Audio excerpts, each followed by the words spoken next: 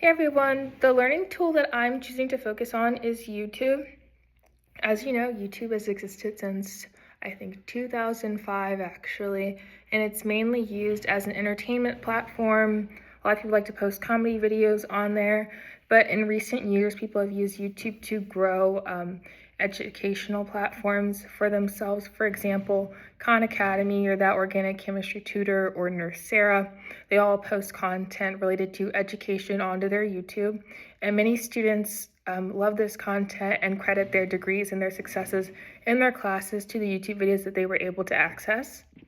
And I plan to use the platform YouTube for the purposes of producing nursing education, viewing nursing education that's already been created.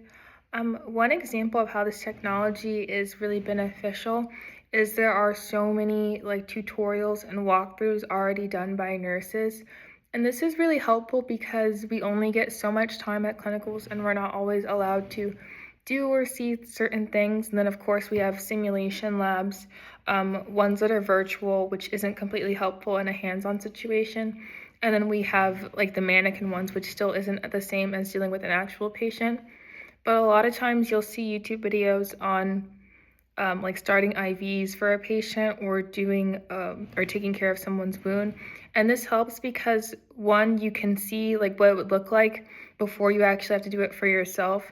And another reason that it's helpful is because a lot of nurses that produce this content will offer their tips and tricks. I just watched one about starting an IV, and she tells you to check and really feel for the veins instead of just looking for the veins.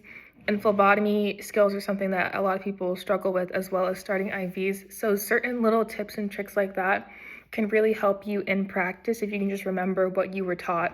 And you need as many resources as possible until you're able to do things proficiently by yourself.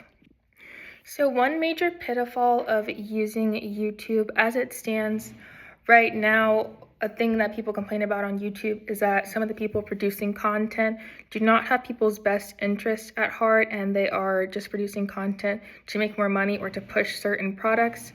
And there's also the risk that some of the information that they're giving you is either inaccurate or it's outdated.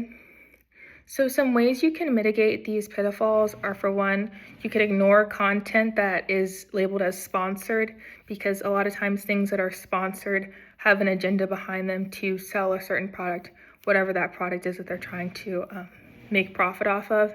And then as far as information that's given in these videos being dated or inaccurate, you can always cross-reference and ask nurses that you know in practice what they would do, and see if everything lines up accurately or if there's some gaps in knowledge. And then if things are too dated, you can always check to see when was this video posted? Was it 2009? Was it 2024? Because we do know that things are always changing in medicine. So it's important that we're keeping up with the most accurate sources when we're trying to study or learn skills.